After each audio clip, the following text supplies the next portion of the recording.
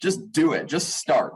Once you get the feet moving, it'll pick up pace and you'll start to get the ball rolling in huge ways for the organization. And so it can be as simple as running a turnover calculation really quick, creating some kind of dynamic visualization dashboard that gives you the updates on your diversity, for example, at your organization. But it's really just getting down into the data. And a lot of us don't enjoy doing that, but those of us who do get excited when we uncover some insight that can improve the business.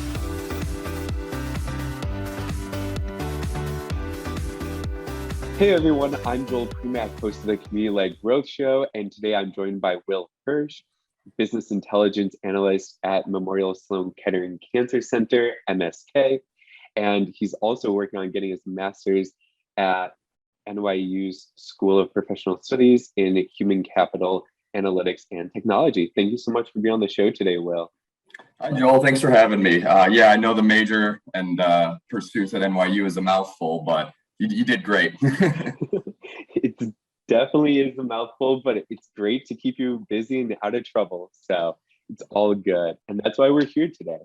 So let's start off with giving our listeners a quick 30-second intro about yourself.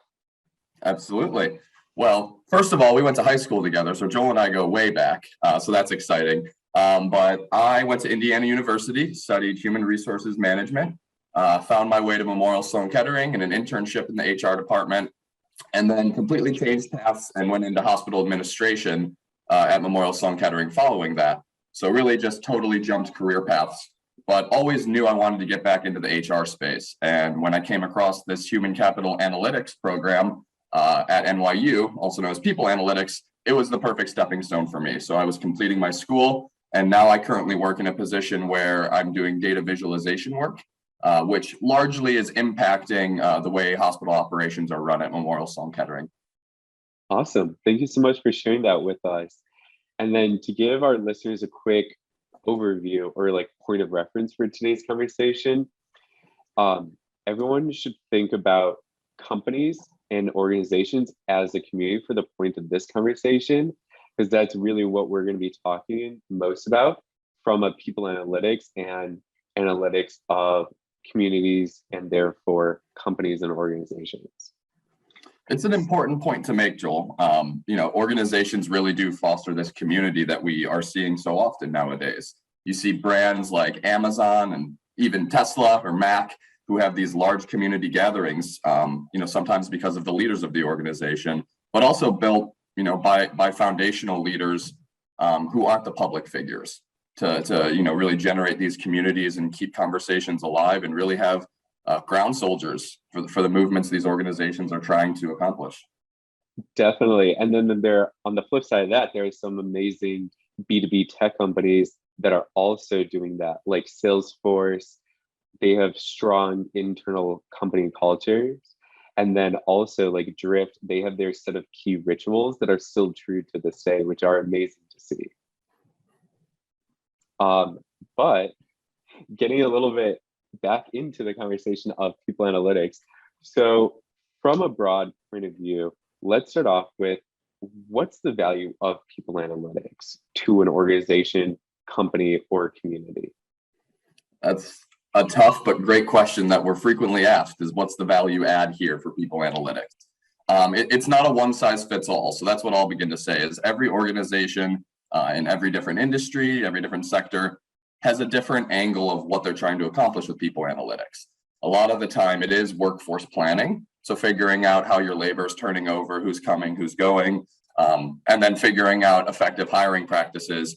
That is an enjoyable process. We don't want to go through an interview feeling like it's work. You want to be excited about kind of the opportunity and the chance you have to work at this organization. So people analytics really should not be limited to just the scope of HR. Like I mentioned in my daily work, I do data visualization to enhance hospital operations and make clinical decisions. And really that in my mind is people analytics work too. It may be hospital data, we may be thinking about patient care, but in my eyes, it's still people analytics. The data we're crunching and the things we're figuring out, the insights we're looking into really do affect people at the end of the day, be it employees, be it patients, doctors, et cetera. That's such a good point to note that like even if you're looking at something through a different lens, it can still ultimately result in the impact of people. So I love that point. Thank you so much for that. Mhm. But diving a little bit deeper into a few categories of people analytics, what are some examples or use cases or ways you'd measure the value of people analytics in relation to diversity, equity, inclusion, and belonging at companies or communities? Diversity, equity, inclusion, and belonging. HR is really doing a better job nowadays of making sure the workplace is fair and legitimate. It's kind of a responsibility that's been a necessity for a number of years. And people analytics really does help uncover how diverse our workforce is, just from a numbers level, but also we can uncover other insights about how our hiring practices may be biased. If we've written certain algorithms, perhaps looking deeper into those to uncover the human bias that has somewhat crept into those algorithms. For example, resume sorters. A lot of companies have automated resume sorters nowadays. That can be biased based on name, based on the school you went to, based on a number of different factors. Some of them are helpful for weeding out people who are underqualified or maybe even overqualified for a position. But a lot of times there is bias in that process.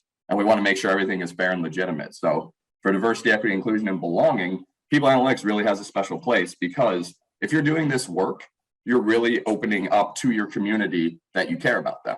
And that really does help build community within your organization and just, word of mouth too. If you go home at the end of the day and talk to someone else at a different organization and you tell them, hey, my company's looking at these things and we're working on hiring, more diverse candidates, not just diversity in terms of ethnicity, but of thought too. The person you're speaking to will be kind of amazed and jealous, that your company is taking the considerations of so many different people into one bucket. And they'll feel bad about their home organization for not doing that.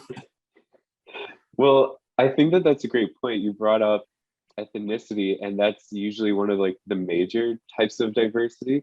But then there are also others, whether it's sexual orientation, religion, location and geography, or even age, I know is a big one too, especially in some sectors.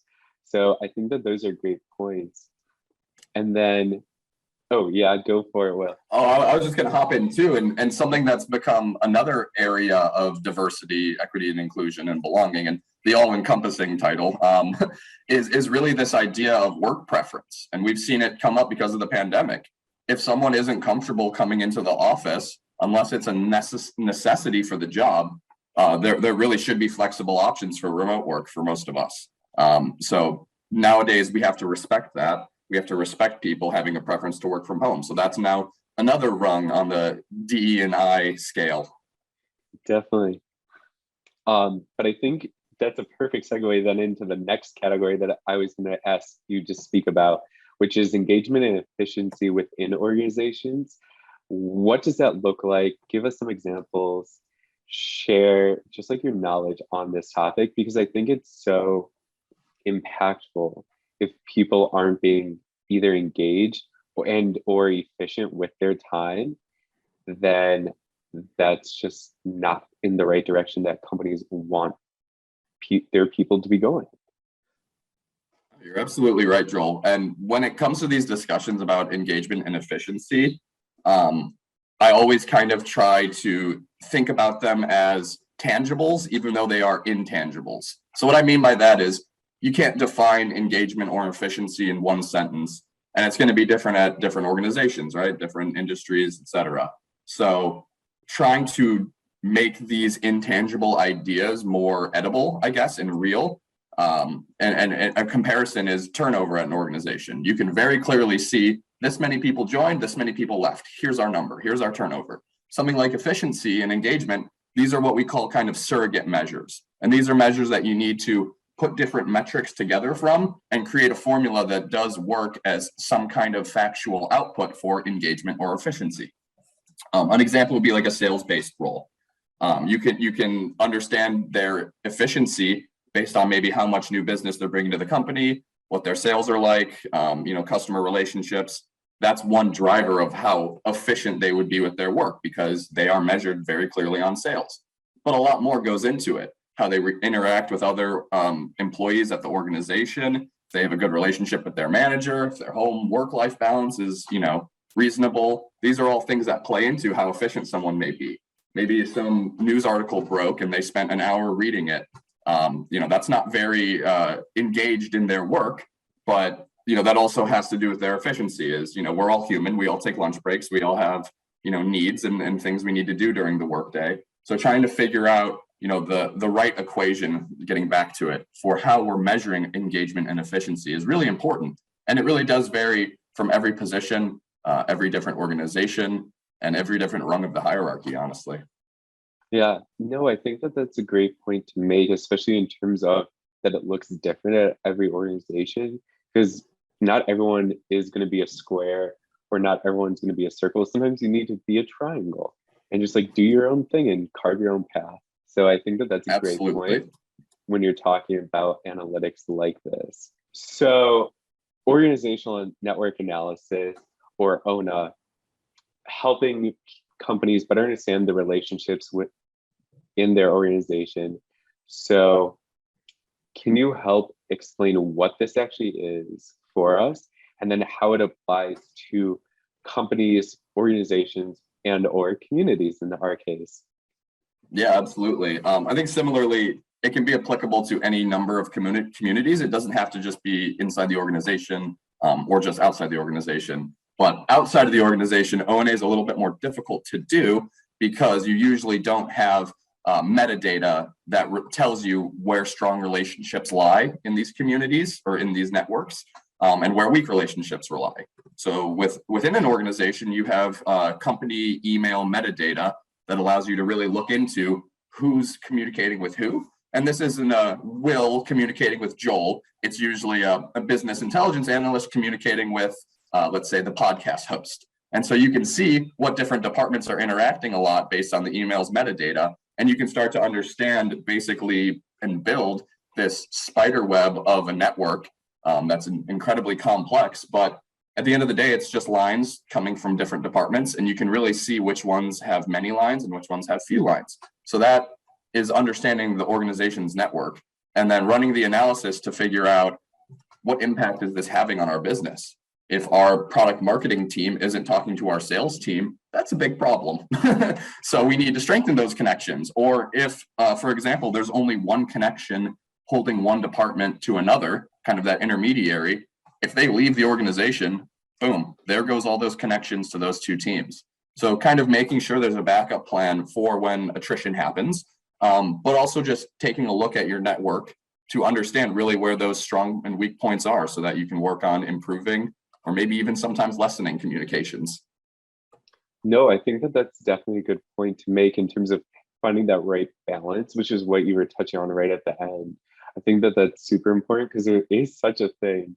As much as sometimes people, I think, don't like to admit, over communication can be a thing too.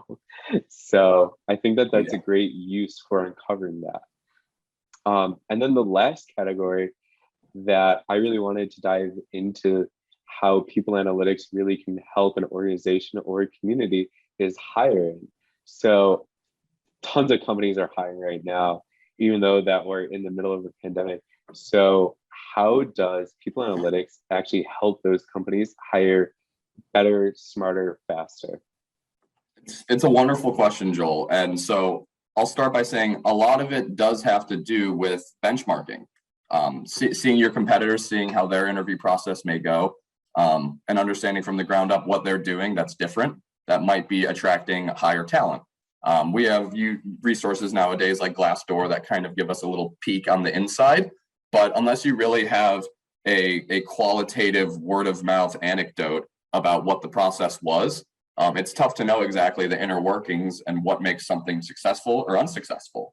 So again, relating it to people analytics, it's establishing the data that you have on your interview process, maybe, or like exit interviews, for example, that kind of tells you about the employee's entire experience, not just from the beginning in hiring, but throughout the time at the organization.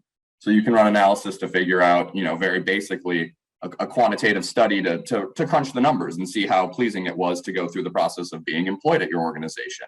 But kind of expanding off of that, you need to set goals when hiring. Obviously, we need to bring talent on. Jobs need to be filled. The doors need to stay open. The lights need to stay on. But also figuring out, what that sweet spot of how many employees do we actually need, and how many jobs are, necessary to keep the doors open, to keep the lights on. So once you understand that and you've set real goals for growth, maybe for an unexpected pandemic and how we're going to get through this by, keeping our employees engaged and at work. These are all things that you can figure out using employee data and other, sources that have gathered data through surveys or, again, qualitative word of mouth, for example. But overall, it's really just figuring out what angle you want to take in the hiring process and how enjoyable you want to make it for those people. At the end of the day, it really is a matter of making the person feel like they belong, creating that sense of community right from the beginning, right from the first interview, first email, setting the tone and being friendly and coming across as this position, was made for you. We want you. That will make that employee's journey at your organization that much more enjoyable, but they'll also oftentimes put out better output, into the system, add more, connect with more people, work harder to spread the word about your wonderful organization. And these are all things that will pay massive dividends for the organization at the end of the day. Definitely would agree. Cannot argue with any of those. Those are great outcomes for using people analytics to better your hiring process. So I definitely agree with that for sure. Last question, as we're coming up on time here. So what's one tip you would give an organization, whether it's a company, whether it's a community, on their people analytics journey when they're just starting out? It's a fantastic question, one that so many organizations are asking nowadays is, how do we get started in this work? What do we do? And my recommendation is a simple one. It's just do it, just start.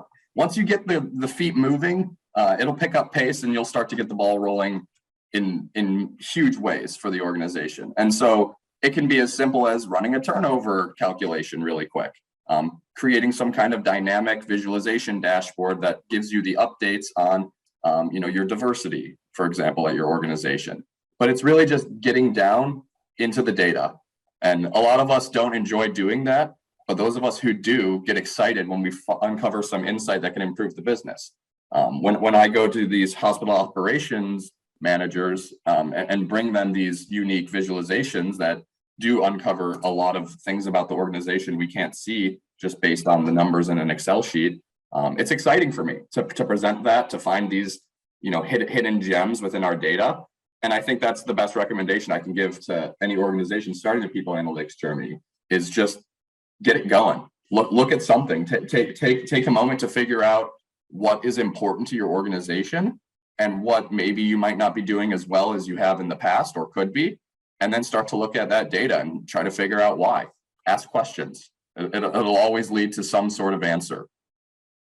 That's great. And thank you so much. Will, again, thank you so much for being on the Community-Led Growth Show today. If people want to follow or connect with you, what are the best channels or handles for them to use? Yeah, you can find me on LinkedIn. Full name is William Hirsch. I'm sure you can probably pin something below, giving them my information, but business intelligence analyst at Memorial Sloan Kettering Cancer Center. Happy to connect over email as well at wfhirsch, my last name, 6@gmail.com. Thank you so much for sharing that with us, Will, and I hope you have a great day. Oh, one more thing, just as a little closer to people analytics relating to community. When this work is being done, employees should kind of be the cheerleaders around the organization for it. Like I mentioned before, if you spread through word of mouth to other employees that this work is being done, it will actually excite people about working there because you feel more cared for. You feel like not under a microscope, but that your employment there matters and it's being looked at. So it's really important that this people analytics work is being done to create this sense of belonging, improve these communities that organizations do create, and that the employees within them also perpetuate. So just a little closing point. To add on to your closing point, I think that that's a perfect kind of like nail on this of what you're really talking about is the whole thing of an employee experience. That's what it is.